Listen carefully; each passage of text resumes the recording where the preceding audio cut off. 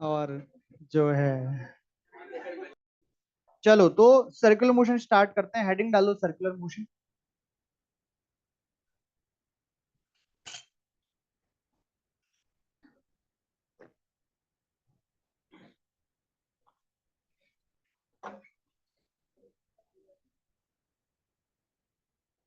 तो इस चैप्टर में क्या क्या पढ़ने वाले हो पहले वो सुन।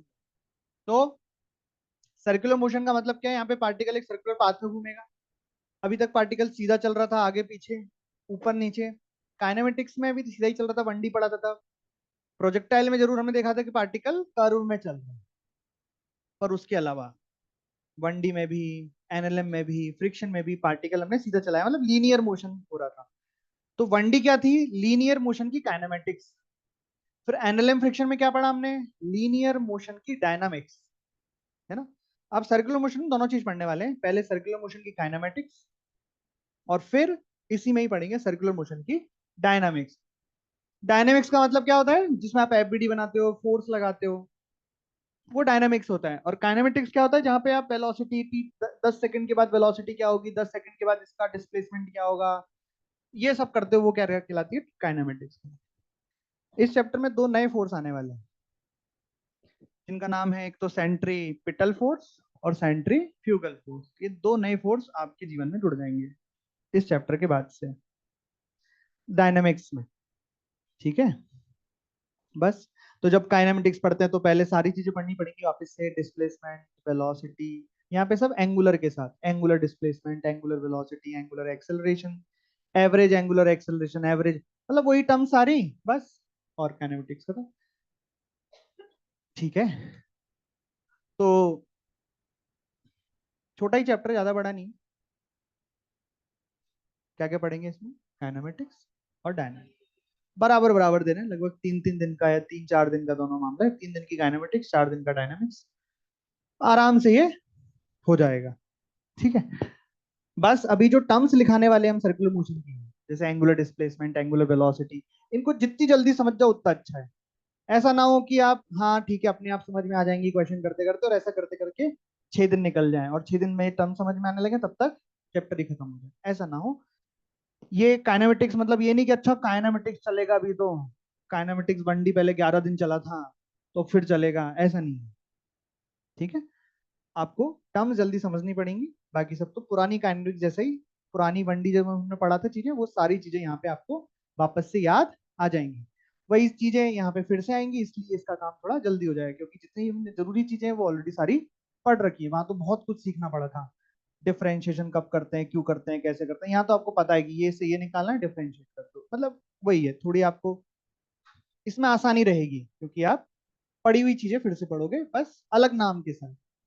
कैसे अलग नाम के साथ? वही लिखते हैं, लिखो। सबसे पहले हेडिंग डालो एंगुलर डिस्प्लेसमेंट। तो एक एक टर्म को पहले समझेंगे फिर लिखेंगे, ठीक है। तो सबसे पहले हम समझेंगे एंगुलर डिस्प्लेसमेंट को, तो पहले समझेंगे और फिर लिखेंगे। सबसे इंपॉर्टेंट इस चैप्टर में ये टर्म समझना ही है। ये समझ में आ गई तो बहुत हद तक ये चैप्टर आपको पहले पढ़ा हुआ जैसा ही लगेगा। जो ऑलरेडी आप इतनी सारी फिजिक्स पढ़ चुके हो पिछले 2-3 महीनों में, वैसी ही है। बस ये टर्म्स ही हैं जो आपको नया नया सा लगेंगे, यार ये क्या। तो इनको ध्यान से समझ लो, बाकी सब कुछ पुराना ही है। ठीक है, वही एफबीडी बनानी रहेगी, वही एफ नेट बराबर एम ए लिखना रहेगा, वही इक्वेशन ऑफ मोशन लगानी रहेंगी जैसा हमने पहले लगाया। तो एंगुलर डिस्प्लेसमेंट समझ लो पहले इसको। यहाँ पे अपन एक ही क्लास में लगभग 50-60 सर्कल बनाया करेंगे। तो थोड़ा सर्कल को बना देना यूं ही, ये नहीं कि एक सर्कल बनाने में ही 5 मिनट खर्च कर दिए। समझ गए ना? हाँ, तो हाथ से खींचने की आदत डाल लो। चलो अब इधर देखो, फ्री हैंड से खींचने की आदत डाल लो। तो बताइए अब डिस्प्लेसमेंट क्या होता था, फिर हम एंगुलर डिस्प्लेसमेंट बताएंगे आप। और change in position, x final minus x initially, x2 minus x. Position याद है आपको? पोजीशन हमेशा किसी ना किसी रेफरेंस पॉइंट से डिफाइन करते हैं। ओरिजिन से डिफाइन कर लिया, कहीं से डिफाइन, वैसे यहाँ पे एंगुलर डिस्प्लेसमेंट होगा change in angular position, change in angular. जैसे मान लीजिए ये रेफरेंस लाइन है, पहले इनिशियली पार्टिकल यहाँ पे है t बराबर 0 पर, पार्टिकल यहाँ है और वो चलते चलते यहाँ पहुंच गया, यहाँ पहुंच गया t बराबर किसी टाइम t पर। यहाँ पे इसकी एंगुलर पोजीशन थी θ1, जब ये यहाँ पहुंचा तो एंगुलर पोजीशन हो गई θ2।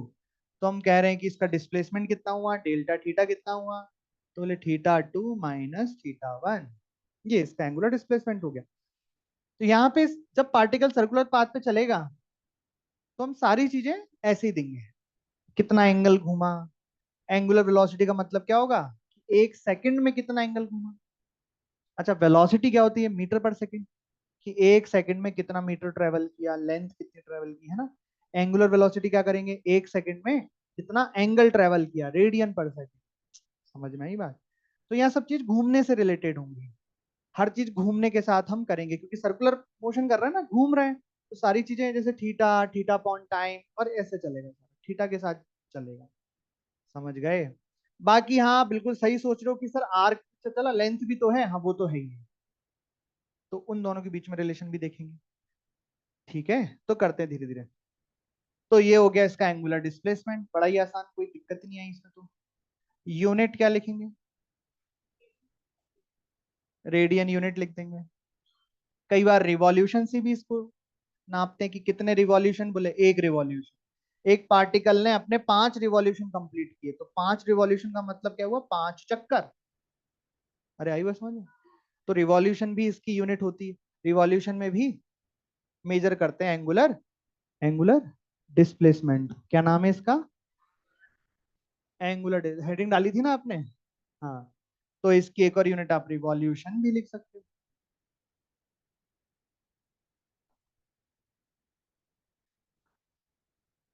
वन रिवॉल्यूशन बराबर, वन रिवॉल्यूशन बराबर 2 पाई रेडियन। एक रिवॉल्यूशन में कितना angle, 2 pi radian, 360 degree. Degree अपने मन में सोचना, निकालना मुंह से रेडियन में। ठीक है, ऐसा। इसमें एक दो बातें जो याद रखनी है कि दो तरीके के एंगुलर डिस्प्लेसमेंट की हम बात करेंगे, एक तो डेल्टा थीटा और एक डी थीटा। डेल्टा थीटा का मतलब क्या हुआ, डी थीटा का मतलब क्या हुआ?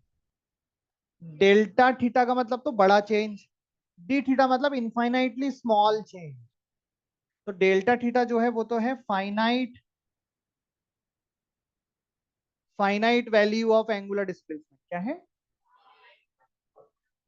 या फाइनाइट एंगुलर डिस्प्लेसमेंट। और ये क्या है, infinitely small, infinitely small angular displacement. तो ये दो बातें आपको याद रखनी है, क्या, कि जो डेल्टा थीटा होता है not a vector quantity, delta theta vector law को फॉलो नहीं करता है, इसका जो चेंज हम कर रहे हैं या एडिशन कर रहे हैं वो वेक्टर लॉ को फॉलो नहीं करता है, तो ये वेक्टर क्वांटिटी नहीं है। पर जो इनफाइनाइटली स्मॉल एंगुलर डिस्प्लेसमेंट है डी थीटा, ये वेक्टर है। ये दो बातें आपको याद रखनी। और एग्जांपल, कि मान लो ये सर्कुलर पाथ है, एक पार्टिकल यहां से स्टार्ट हुआ चलना और चलते चलते चलते चलते चलते चलते वापस यहीं पे आ गया किसी टाइम टी पर, ए से बी। तो इस पूरे मोशन में इसका डिस्प्लेसमेंट कितना हुआ एंड एंगुलर डिस्प्लेसमेंट कितना हुआ, 2 पाई, ये एंगुलर डिस्प्लेसमेंट। तो एंगुलर डिस्प्लेसमेंट का मतलब बस इतना है कि पार्टिकल ने कितना एंगल कवर किया, बस, और कुछ भी नहीं। लिख लो, पार्टिकल ने कितना एंगल कवर किया, बस यही है एंगुलर डिस्प्लेसमेंट और कुछ भी नहीं। पार्टिकल ने जो भी एंगल कवर किया वो एंगुलर डिस्प्लेसमेंट। तो जैसे वहां पे एग्जांपल में पार्टिकल ने कितना एंगल कवर किया, 360 डिग्री कवर, तो रेडियन में कितना हो गया, 2 पाई रेडियन।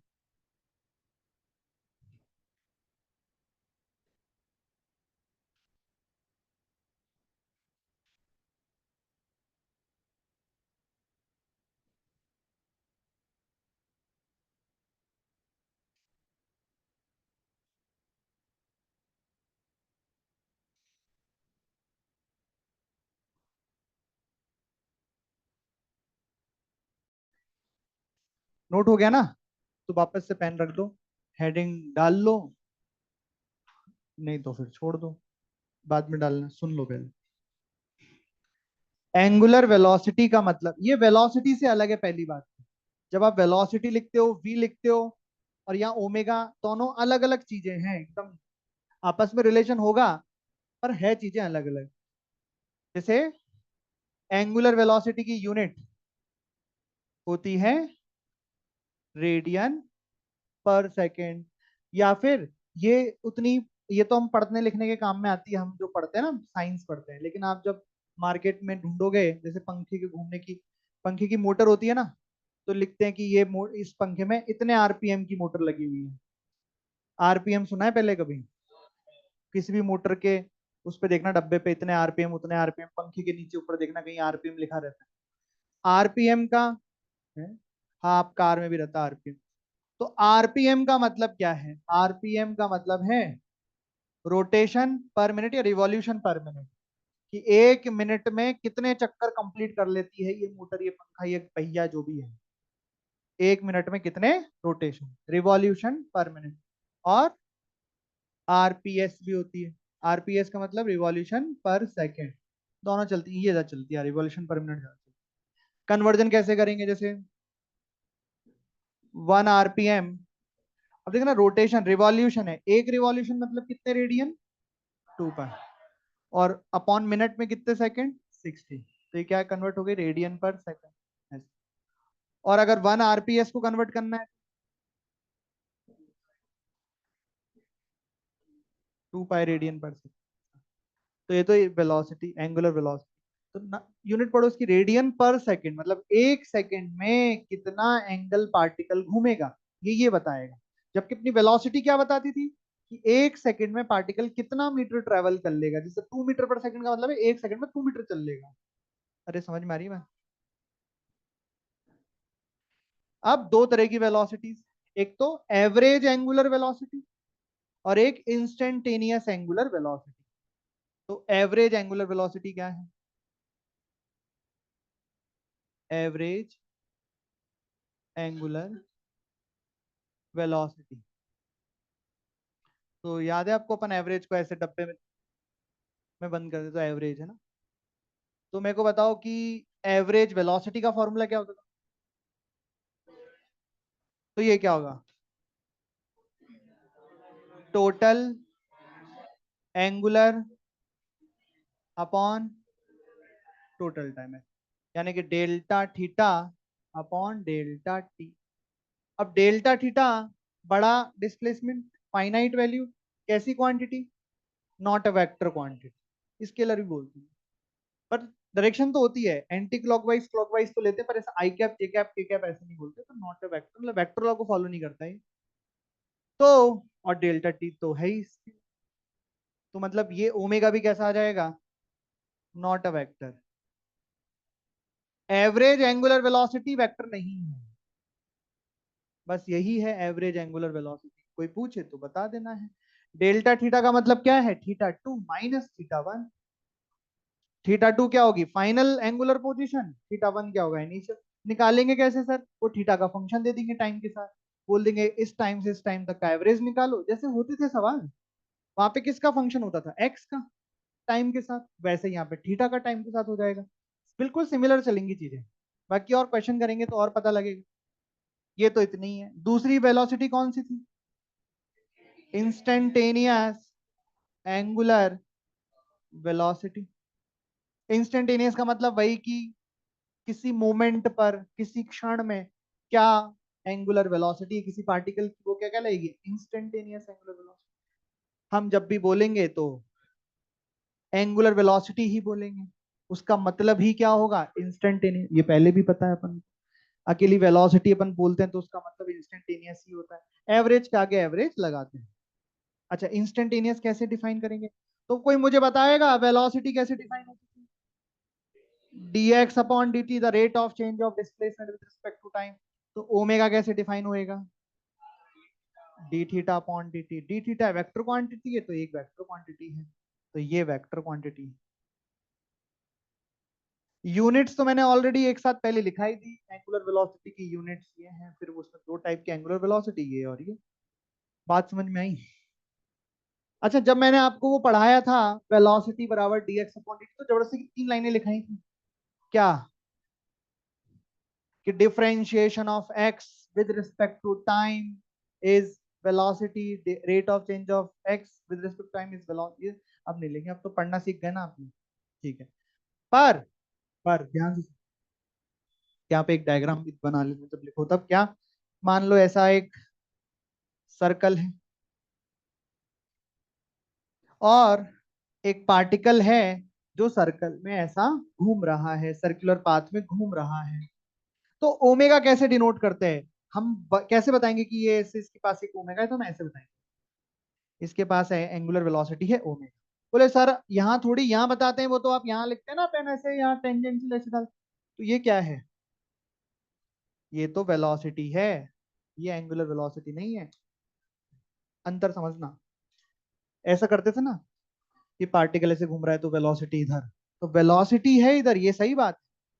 पर एंगुलर वेलोसिटी कैसे डिनोट करते हैं ये, मतलब असली में एंगुलर वेलोसिटी का मतलब ही यही है कि वो कितने सेकंड में कितना एंगल उसने ट्रेवल किया, कितना एंगल घूमा।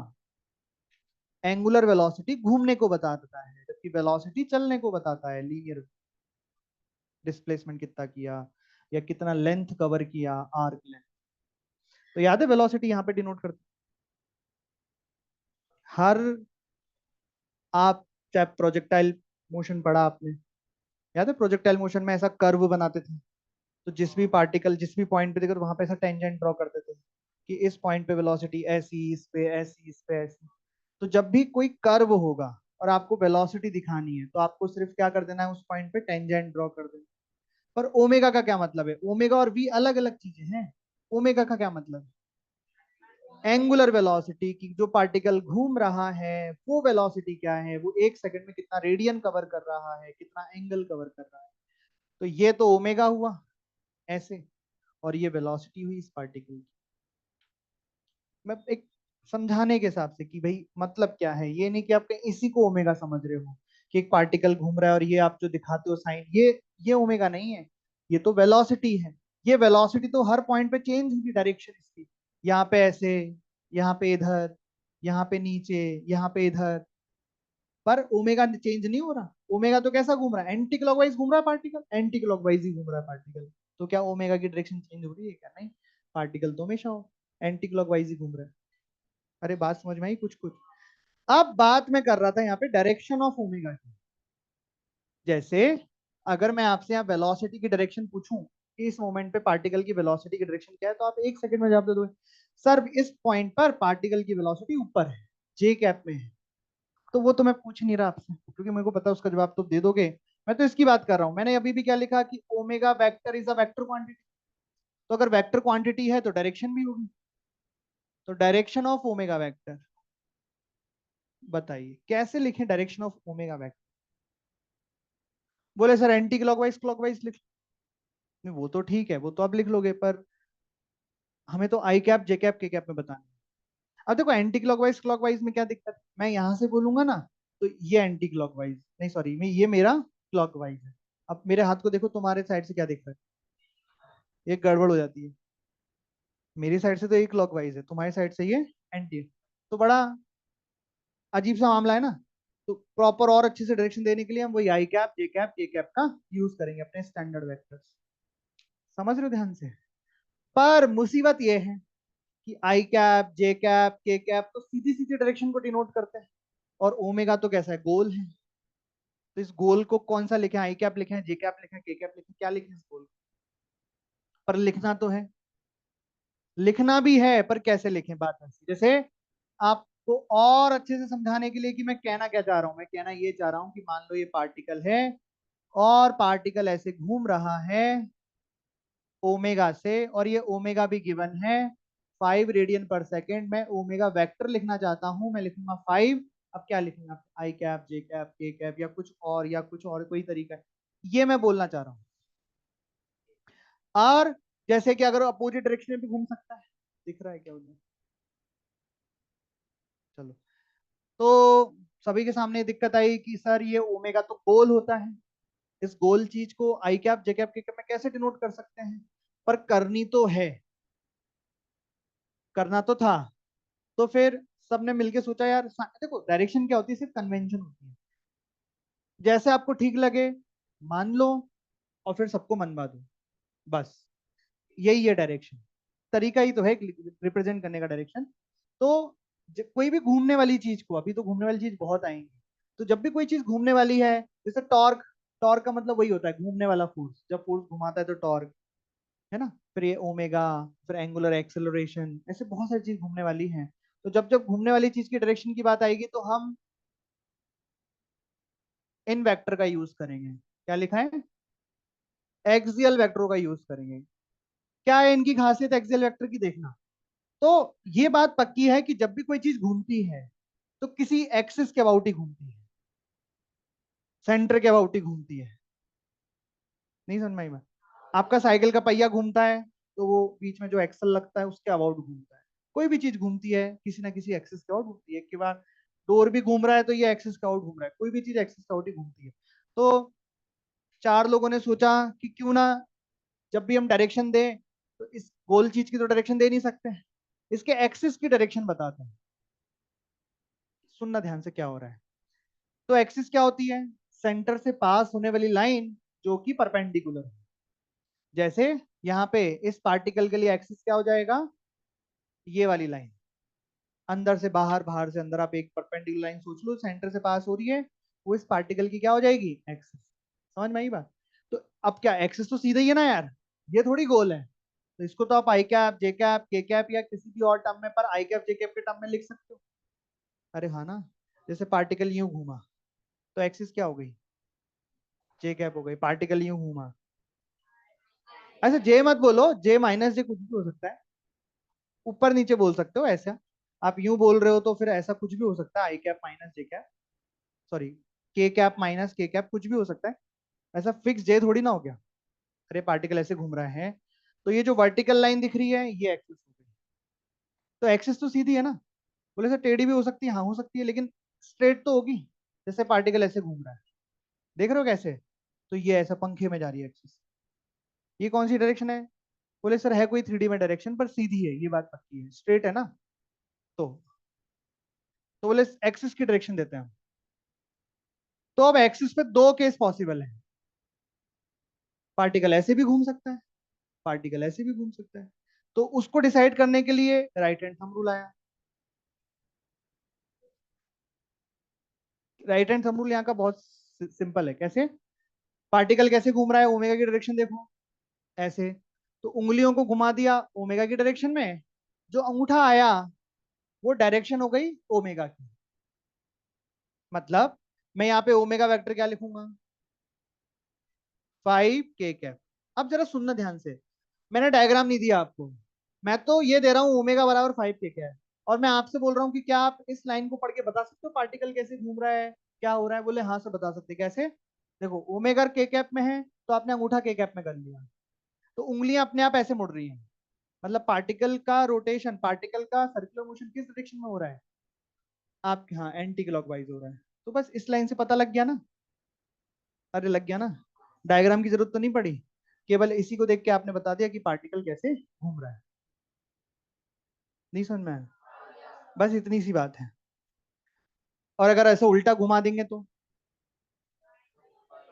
हाँ मतलब ऐसे घुमा दिया ओमेगा को 5 से, तो ओमेगा वेक्टर क्या लिख लेंगे?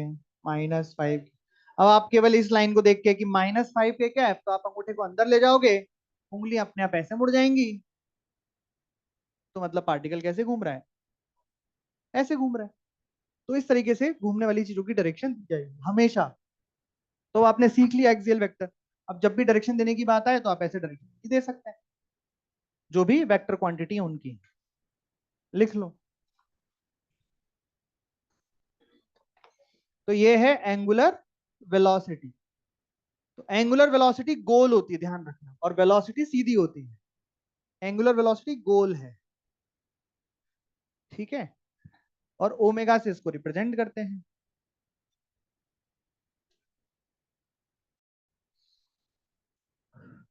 तो एंगुलर वेलोसिटी अलग है एकदम, इसका वेलोसिटी से संबंध तो है पर ये वेलोसिटी नहीं है, ये एंगुलर वेलोसिटी है। तो कभी भी v और ओमेगा को बराबर नहीं करना है, या ये नहीं मान लेना है अपने मन में कि v का मतलब ओमेगा, नहीं, v अलग चीज है, ओमेगा अलग चीज है। ठीक है, अरे समझ गए, ओमेगा गोल है, v सीधा होता है। आप इस डायग्राम में देखो, v हमेशा कर्व के टेंजेंशियल होता है, सर्कुलर मोशन में सर्कल के टेंजेंशियल होता है हमेशा, वेलोसिटी हमेशा टेंजेंशियल ही होगी। ओमेगा हमेशा राउंड राउंड होगा, एंटी क्लॉकवाइज क्लॉकवाइज होगा।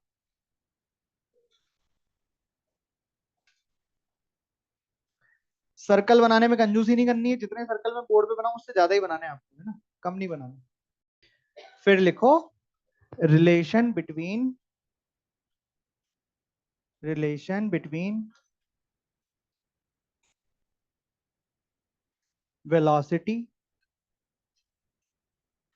एंड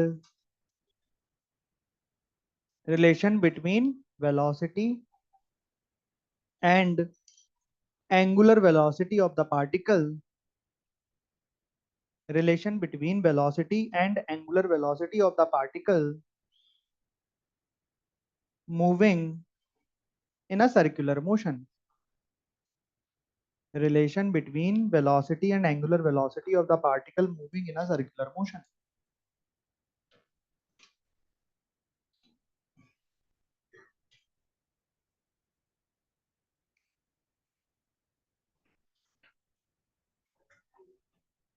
लास्ट वाले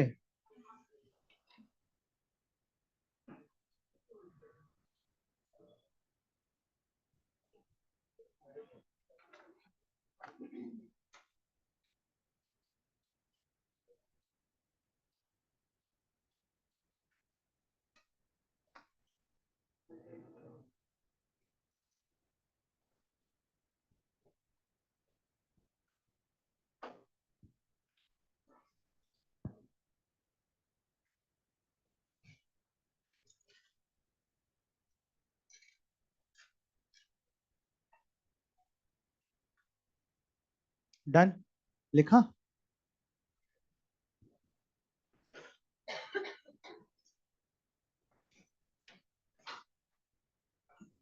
हेडिंग डाल ली, क्या थी हेडिंग? आप पेन रख दो, इधर ध्यान से देखो कि मैं क्या कर रहा हूँ और क्या कहना चाह रहा हूँ, है ना। ये सर्कुलर है, यहाँ पे आपको नई चीजें देखने को मिलेंगी, तो आप समझो कि क्या है, किसका मतलब, बस खत्म ही है, टर्म्स हुई और सब कुछ फिर होते चले जाएगा, है ना। ध्यान से समझते चलो। मैं ये कह रहा हूं कि मान लो पार्टिकल पहले यहाँ पे है और वो घूम के फिर यहाँ पहुंच गया, चलते कैसे, मूव करके सर्कुलर पाथ में चला और यहाँ पहुंच गया। मान लो इसने कितना एंगल कवर किया, थीटा, और जो आर्क लेंथ कवर की मान लो वो है एक्स, एक्स लेंथ आर्क में कवर की और थीटा कवर किया, और रेडियस कितनी है आर। सुनना ध्यान, तो रिलेशन क्या होता है थीटा एक्स और आर में, theta is equal to x upon r, है ना। अब मैं जो कह रहा हूं उसको ध्यान से सुनना, मैं ये कह रहा हूं कि मान लो ये एक्स बहुत छोटा है, इतना सा है, एक्स बहुत छोटा है, तो ये आर्क ना दिख के हमें स्ट्रेट लाइन दिखेगा। अगर ये बहुत ज्यादा छोटा मैंने कर दिया तो थीटा भी बहुत छोटा हो जाएगा, उसको डी थीटा बोल सकते हैं, और ये एक्स बहुत छोटा डी एक्स दिखेगा, और उसको हम स्ट्रेट लाइन मान सकते हैं। ठीक है, मान सकते हैं। तो अगर एक्स स्ट्रेट लाइन है, मैं कह रहा हूं इसको अगर मैं टाइम के रिस्पेक्ट डिफरेंशिएट कर दूं तो थीटा का डिफरेंशिएशन क्या हो जाएगा, d theta upon d t. R तो कांस्टेंट है और एक्स का डिफरेंशिएशन हो जाएगा d x upon d t. अब ध्यान से सुनना मैं क्या कह रहा हूं, d theta upon d t का मतलब तो क्या हो जाएगा, rate of change of theta with respect to time, तो ओमेगा हो जाएगा। आर तो है ही अपनी जगह r, d x upon d t का मतलब क्या हो जाएगा, डी एक्स क्या है, बहुत एक सीधी स्ट्रेट लाइन है, अपॉन टाइम, ये हो जाएगी वेलोसिटी। तो ये बन जाएगा v बराबर ओमेगा आर, या v बराबर ओमेगा बराबर v अपॉन आर, या v बराबर ओमेगा। इस एस को याद रखते हैं, v बराबर ओमेगा। तो ये रिलेशन है किस किस में, वेलोसिटी एंड ओमेगा में। ये किसकी है, दोनों एक ही पार्टिकल की हैं जो सर्कुलर पाथ पे घूम रहा है।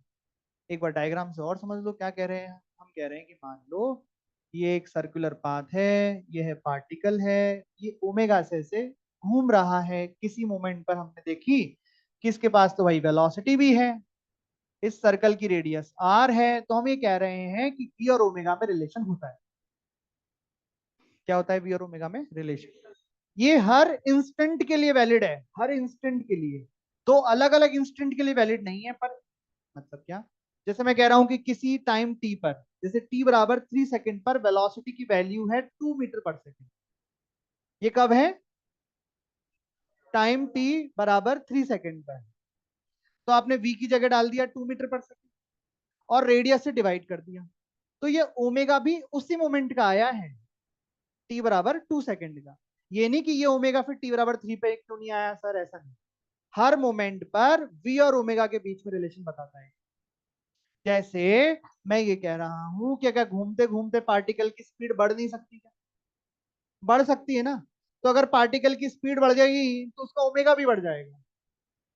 जैसे यहां से यहां पहुंचने पर स्पीड मान लो बढ़ के 4 हो गई, तो ओमेगा भी उसी प्रोपोर्शन में बढ़ जाएगा। हर इंस्टेंट पर ये इक्वेशन सही है, v बराबर ओमेगा। समझ गए बात को कि नहीं समझे बात? तो v और ओमेगा के बीच में रिलेशन क्या होगा, v बराबर ओमेगा आर। ये इनके मैग्नीट्यूड का रिलेशन है। क्या है इनके मैग्नीट्यूड। तो आप इससे क्या समझ पा रहे हो कि अगर हम वेलोसिटी बढ़ाते हैं किसी तरीके से, वेलोसिटी का बढ़ाने का सिर्फ एक ही तरीका है, एक्सेलरेशन लगा दो इसके उसी डायरेक्शन, जिस डायरेक्शन में वेलोसिटी है अगर उसी डायरेक्शन में एक्सेलरेशन आ जाता है तो वेलोसिटी बढ़ती है। अरे हाँ कि ना। और अगर वेलोसिटी के अपोजिट डायरेक्शन में एक्सेलरेशन आता है तो वेलोसिटी कम होती है। ये तो मैं पुरानी बात याद दिला रहा हूँ। मैं कह रहा हूँ किसी तरीके से मैंने वेलोसिटी बढ़ाई, तो क्या ओमेगा भी अपने आप बढ़ जाएगा? जी हाँ, उसको बढ़ना ही है, क्योंकि v बराबर ओमेगा हमेशा, क्योंकि r कांस्टेंट है। बोले सर हमने तो v बढ़ा दिया, ओमेगा तो हम नहीं बढ़ा रहे, जाओ। तो फिर आपको r बढ़ाना पड़ेगा। और r बढ़ाने का क्या मतलब हुआ, कि पार्टिकल घूमते हुए अपनी रेडियस बढ़ा करता जा रहा है। तो फिर ये सर्कुलर मोशन नहीं हुआ, वो स्पाइरल बन गया। समझ में आई बात? सर्कुलर मोशन केवल तभी है जब r कांस्टेंट। दोनों ही बातें नहीं हो सकती। ये पार्टिकल घूमते हुए अपने सर्कल को भी बड़ा नहीं कर सकता, और ये पार्टिकल घूमते हुए इस प्लेन से निकल के भी बाहर नहीं आ सकता। फिर वो हेलिकल बन जाएगा, वो सर्कुलर नहीं रहेगा। हेलिकल मतलब सर्कल का रेडियस सेम है पर प्लेन से बाहर आ गया। स्पाइरल मतलब रेडियस बड़े होते जा रही। समझ गए? लेकिन सर्कुलर के लिए दोनों ही बातें नहीं हो सकती। इसको इसी प्लेन में रहना है, इसी रेडियस के साथ घूमना है, तो v बराबर ओमेगा हमेशा सेटिस्फाई होगा। समझ गए? सर्कुलर मोशन के लिए। और दूसरी बात है, इसको वेक्टर फॉर्म में भी लिख सकते हैं। कैसे? या तो मैं डायरेक्ट रिलेशन लिख दूं, थोड़ा सा सोच लो, थोड़ा सोच लेते हैं। बताओ ओमेगा की डायरेक्शन किधर होगी, बाहर की तरफ। ओमेगा बाहर की तरफ आएगा। आर वेक्टर, रेडियस वेक्टर का मतलब होता है सेंटर से दूर जाने वाला वेक्टर। तो आर वेक्टर क्या हो जाएगा, ये। ओमेगा कैसा है, ऐसा। ओमेगा इधर है, आर इधर है, वेलोसिटी ऊपर है। अरे ऐसा ही है क्या? और ओमेगा आर को मल्टीप्लाई कर रहे हैं। ये कौन सा मल्टीप्लीकेशन है जिसमें मल्टीप्लाई करने पर परपेंडिकुलर आ गया, क्रॉस प्रोडक्ट। अरे आ गया ना। और ओमेगा क्रॉस आर ऊपर आ गया। तो ये जो रिलेशन है वो है v vector is equal to omega vector cross r vector. तो ये रिलेशन क्रॉस प्रोडक्ट का। अरे आपका सवाल होता था ना जब क्रॉस प्रोडक्ट पढ़ते थे कि कैसे पता लगेगा, तो हम भी बताते जाएंगे जैसे जब जब आता जाएगा। और आपको फिर वो याद रखना है कि किसके साथ क्या रिलेशन। समझ गए? तो ये रिलेशन है v का और ओमेगा का। ये v और ओमेगा एक ही पार्टिकल के हैं, दो अलग अलग चीजों के v ओमेगा नहीं है। ये इसी पार्टिकल का v है, ये इसी पार्टिकल का ओमेगा है। क्या बात समझ में आई कि नहीं आई? अगर कोई पार्टिकल सर्कुलर मोशन में है तो क्या उसके पास लीनियर वेलोसिटी भी होगी? हाँ। ये लड्डू है क्या ये सर? ऐसा यूं गोल गोल घूम जाता है। या तो हाँ बोलो या ना बोलो, ये क्या होता है कि हाँ। मैं बोल रहा हूँ कि क्या जो पार्टिकल सर्कुलर पाथ पे घूम रहा है क्या उसके पास लीनियर वेलोसिटी भी होगी? बोले हाँ। हाँ होगी ना। वही तो निकाला है, वी बराबर ओमेगा आर। वी का मतलब लीनियर वेलोसिटी, ओमेगा मतलब एंगुलर वेलोसिटी। तो ये एक ही पार्टिकल की तो है। अच्छा एक सवाल मैं पूछता हूँ, अगर कोई पार्टिकल लीनियर मोशन में चल रहा है, जैसे कार चल रही है रोड पर, क्या इसके पास एंगुलर वेलोसिटी होगी? होगी, वो भी हम पढ़ेंगे। तो कोई अगर सर्कल में घूम रहा है तो उसके पास भी लीनियर वेलोसिटी, और कोई अगर सीधा चल रहा है तो इसके पास भी एंगुलर वेलोसिटी है। वो कैसे है वो पढ़ेंगे इस चैप्टर के अंत में। ठीक है, ये लिख लो और फिर हेडिंग डालो एंगुलर एक्सेलरेशन।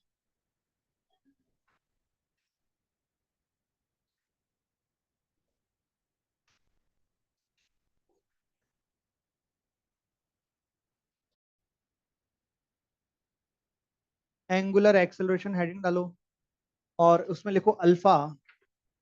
इसको डिनोट करने के लिए सिंबल अल्फा, अल्फा, ये एंगुलर एक्सेलरेशन। इसकी यूनिट क्या होगी? रेडियन पर सेकंड स्क्वायर।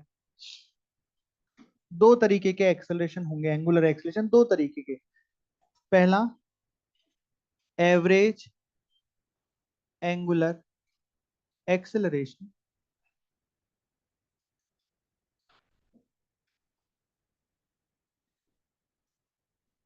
बताइए क्या होगा फॉर्मूला? तो उसके लिए ये बताओ कि एवरेज एक्सेलरेशन का फॉर्मूला क्या होता है?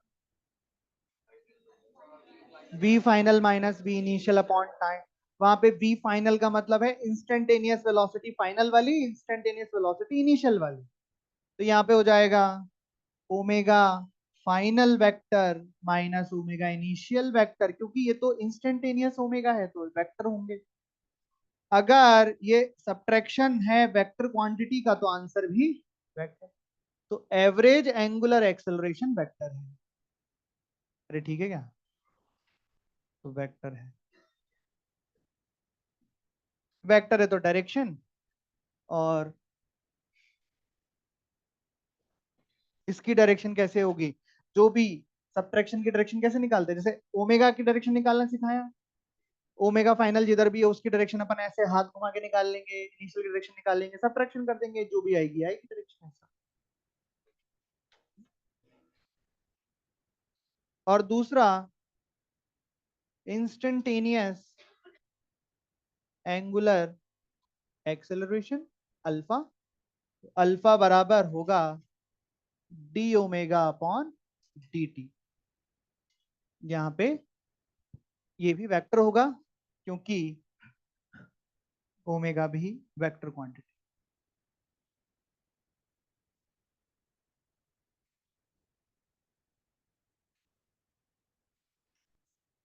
लिखने से पहले सुन लो, इसके डायग्राम नहीं बनाए ना, डायग्राम देख लो इसके बहुत अच्छे। ध्यान से सुनना, ध्यान से सुनना। पहले एक्सेलरेशन और वेलोसिटी में जवाब देना, फिर वही जवाब अल्फा एंड ओमेगा में देना। पहले ए और वी में जवाब दो, फिर वही जवाब अल्फा और ओमेगा में देना। मुझे बताओ वेलोसिटी इंक्रीज और डिक्रीज कौन करता है?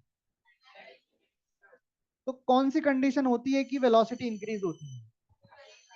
जब एक्सेलरेशन की डायरेक्शन वेलोसिटी की डायरेक्शन, मतलब वेलोसिटी की डायरेक्शन है, कुल मिला के दोनों सेम डायरेक्शन है।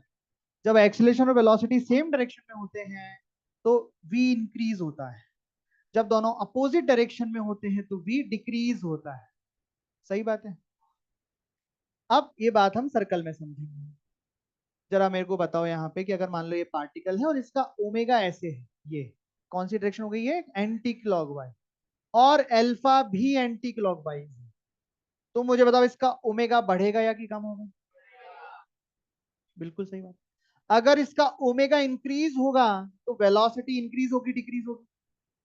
क्योंकि v बराबर ओमेगा आर है, अकेला ओमेगा बढ़ ही नहीं सकता। वरना रेडियस कम ज्यादा हो जाएगी। अरे समझ में आया?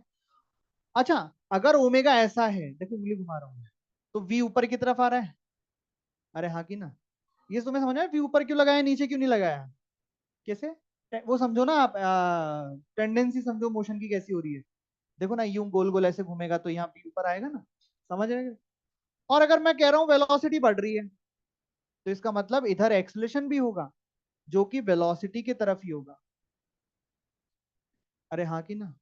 नहीं होगा, वेलोसिटी कैसे बढ़ जाएगी, एक्सलेशन नहीं होगा। अगर आप देखो तो ये अल्फा से ए रिलेटेड है, जैसे बी से ओमेगा रिलेटेड था, वैसे ए और अल्फा आपस में रिलेटेड। देखो अल्फा, देखो अल्फा ऐसा है ना, तो देखो ए भी ऊपर आ गया। अरे हाँ, आया कि नहीं आया? अब यही डायग्राम में एक और बना दूं, और उसमें चीजों को थोड़ा घुमा देता हूँ। जैसे ओमेगा तो मैं एंटी क्लॉकवाइज ही ले लेता हूँ, पर अल्फा को क्लॉकवाइज ले लेता हूँ। अब जरा मेरे को समझाओ कि ओमेगा इंक्रीज होगा कि डिक्रीज होगा? बोले होगा ही ना, क्योंकि ओमेगा ऐसा है, अल्फा उधर है। अल्फा क्या करेगा, बोले कि मैं क्लॉक तो एंटी क्लॉकवाइज तो कम हुए, कम होके फिर एट द एंड उसको क्लॉकवाइज ही घुमाने लगेगा। अरे ऐसा ही तो होता है, आगे जाके रुकता है फिर वापस आता है पार्टिकल। वैसे यहाँ होगा, पहले एंटी क्लॉकवाइज घूमेगा, रुकेगा रुकेगा रुकेगा, रुक जाएगा, और फिर वापस ऐसा घूमना स्टार्ट कर देगा। अल्फा लगातार लगा हुआ है। तो कुल मिला के मैं कहूंगा कि ओमेगा डिक्रीज होगा, तो वी भी डिक्रीज होगा। अरे होगा क्या? वी किधर होगा पहले ये बताओ, ओमेगा ऐसा है तो वी तो ऊपर ही आएगा, एक्सलेशन नीचे आएगा। क्यों? देखो अल्फा ऐसा है तो नीचे आया। अरे आया कि नहीं आया? अच्छा, ये जो एक्सेलरेशन है ये टेंजेंशियल डायरेक्शन में है, नहीं है? बोले सर वेलोसिटी भी हाँ टेंजेंशियल, तो टेंजेंट का मतलब क्या है, जो सर्कल पे टेंजेंट हो वो टेंजेंट। तो इस एक्सेलरेशन की डायरेक्शन टेंजेंशियल है, इसलिए इस एक्सेलरेशन को टेंजेंशियल एक्सेलरेशन कहते हैं। बोले सर वेलोसिटी भी तो टेंजेंशियल है। हाँ, ये वेलोसिटी भी टेंजेंशियल वेलोसिटी, पर बात ऐसी है कि वेलोसिटी तो एक ही है, तो इसको तो वेलोसिटी ही एक ही मतलब और है ही नहीं ना। एक लीनियर वेलोसिटी, एक एंगुलर वेलोसिटी, तो एंगुलर के आगे तो एंगुलर लग रहा है। वेलोसिटी तो हमेशा ही टेंजेंशियल होती है सर्कल में या किसी भी कर्व में। अरे हाँ कि ना? पर एक्सलेशन चार तरीके के होते हैं टोटल सर्कुलर मोशन में। एक्सलेशन कितने तरीके होते हैं सर्कुलर मोशन में? चार। तो सभी के अलग अलग नाम हैं। एक टेंजेंशियल एक्सेलरेशन, एक सेंट्रीपिटल एक्सेलरेशन, एक नेट एक्सेलरेशन, और एक एंगुलर एक्सेलरेशन। तो फिर एक्सेलरेशनों के पूरे नाम लेने पड़ते हैं कि ये कौन सा है। टेंजेंशियल। टेंजेंशियल क्या काम करता है? वो वेलोसिटी को बढ़ाता है या कम करता है। ये टेंजेंशियल का काम, हर एक्सेलरेशन का अपना अलग काम है। अरे बात समझ में आ रही है? तो वेलोसिटी में तो नाम मत लो, चाहो तो ले लो टेंजेंशियल वेलोसिटी, पर कोई बोलेगा भाई क्या वेलोसिटी तो हमेशा ही टेंजेंशियल होती है, कभी बिना टेंजेंशियल वेलोसिटी देखिए क्या? बोले नहीं, तो फिर क्यों नाम लो? अरे समझ गए क्या? पर एक्सेलेशन अगर तुमने बोला तो बोले कौन सा? तीन तरह के, चार तरह के एक्सेलेशन है। बोले टेंजेंशियल की मैं बात कर, तो ये एक्सेलेशन कौन सा हुआ? टेंजेंशियल। क्यों हुआ ये टेंजेंशियल? क्योंकि इसकी डायरेक्शन टेंजेंट है, इसलिए इसका नाम टेंजेंशियल है। सेंट्रीपिटल कौन सा होगा? जो सेंटर की तरफ लगेगा। एक एक करके हम सबको बताते जाएंगे किसका क्या काम। तो ये नोट कर लो, ये है एंगुलर एक्सेलरेशन। दोनों डायग्राम जरूर बना लेना।